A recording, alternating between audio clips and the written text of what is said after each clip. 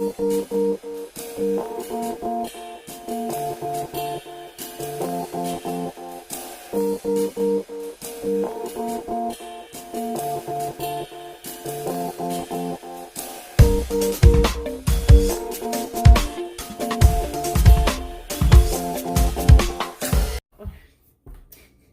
everybody. Hi. Cody here. Kayla. With B.Bloomed Yoga. That's us. And we decided we're just gonna start recording. We had an idea for this episode, and we'll loosely just say lifestyle. We wanted to talk about lifestyle. We were having a discussion earlier about our lifestyles and how they've transitioned and morphed into what they are today through our relationship. And that got serious real quick. I mean, that's what we were talking about earlier. We hit record because we were being all goofy. You're like, we should be getting this.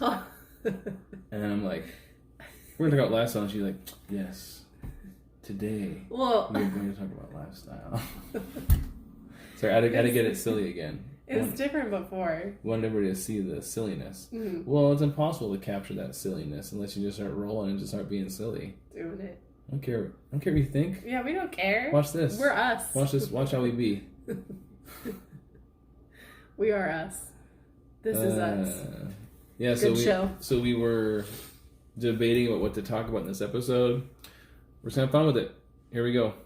Ready, set, go. So, lifestyle.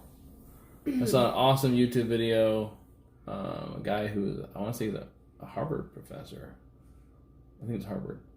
But he's like a yogi, but he's also a PhD who does research at really good listening going on right now.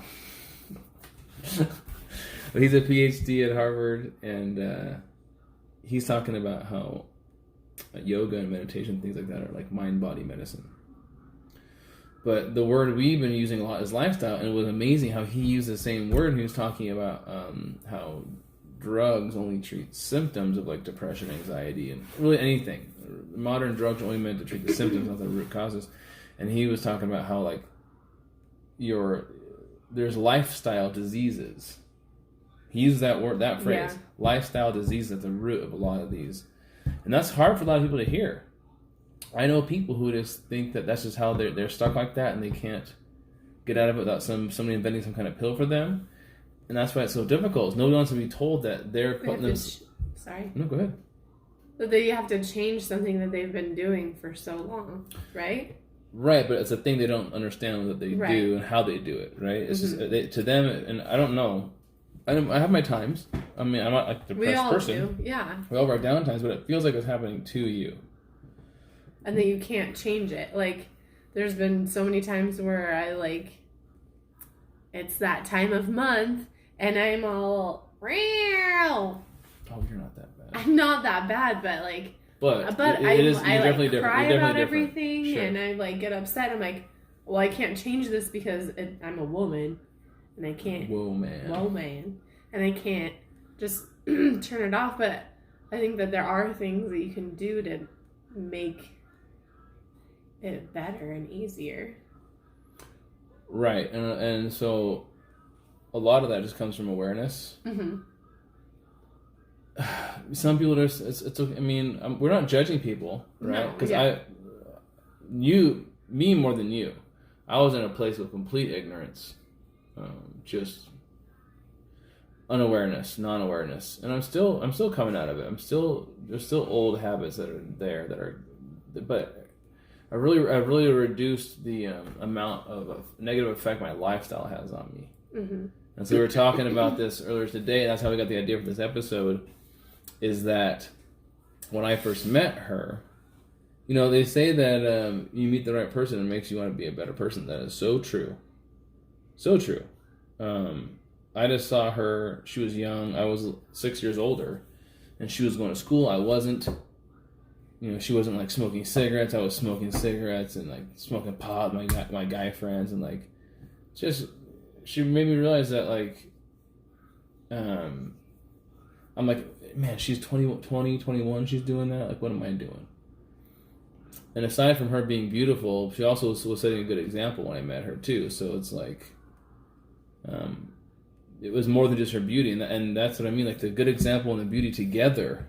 I mean, and beauty is however you want. We all attract to different kinds of people. But with that physical attraction, with them being like somebody you look up to, even though she was younger than me, it was a powerful effect on me, changing my life.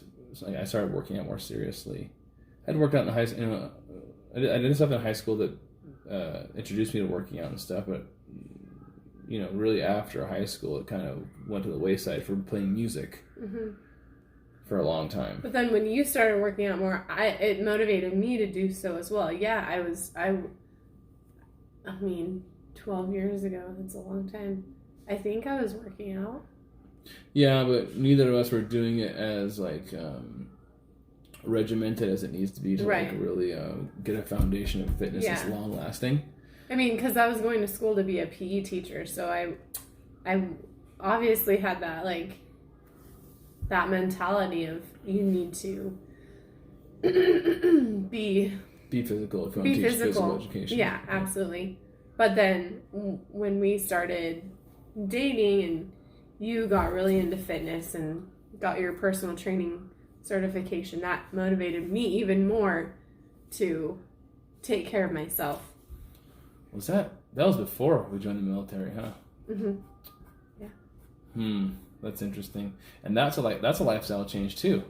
The military? Yeah. That was part of the reason we had a rough patch for about 6 months where Kayla actually left. And it wasn't all me. It was a two-way street as always, but you said it yourself, when we came back from basic training stuff, I was a different person, because I took that lifestyle I took to it so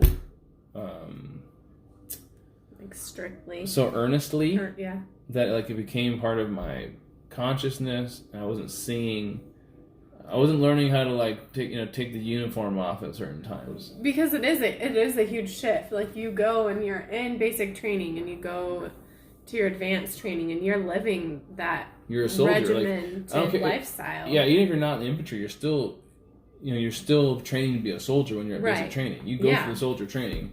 You may not go. It's intense too. Yeah, it is. I mean, it's not anybody can do it. I mean, we went in with a pretty dang decent level of physical fitness. Right. I really tip my hat to those who weren't as fit going in who got through. That's impressive. But lifestyle. So, but just that lifestyle created some habits and the way that my consciousness got programmed within a year. Going through that, basic training at AIT and then going back to our unit at Gowan Field. And it trained me to be a certain way, but with lack of awareness, it was affecting her negatively and I just wasn't seeing it. So this can also happen to give ourselves blind spots to ourselves, like how we're behaving, how we're treating our bodies, what we're putting into our bodies. What about you, for lifestyle change? What was a lifestyle change that got you over, your lifelong self-esteem issues? I mean, just taking care of myself. Realizing that I don't have to look a certain way. I can have curves and I can have cellulite and I can, I'm not stick thin. I'm thick. You better not be stick thin ever.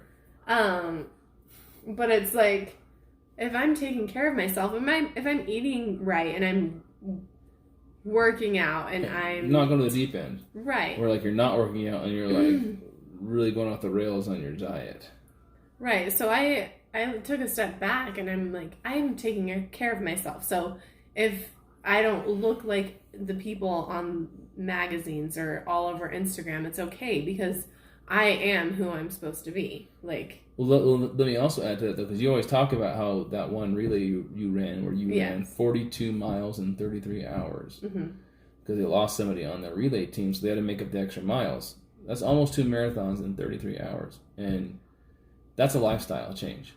That lifestyle of putting yourself. You guys created a lifestyle of relaying that totally changed the way you put you in these challenging situations.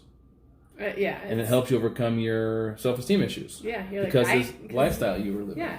You can, I mean, when you do something like that, you're like, oh, I can literally do anything that I put my mind to. So. Yeah.